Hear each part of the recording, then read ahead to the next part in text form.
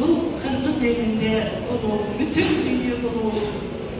Kuşundan çıktım adamlar. Şu özümün ölküsün, cerim, eğim, yasalatlı. Ne böyle?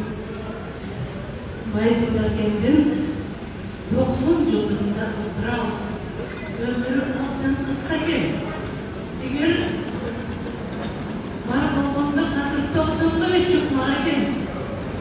Benim Hande'den toprağı olsun. Canı canlarda olsun, canlarında olsun. Her bir kırmızı yüreğimiz hiç takarım çok baykurulan ulu adam. Ben daima Kırgız bulup gelken büyüğümü Kırgız bulup ötüm diyen sözü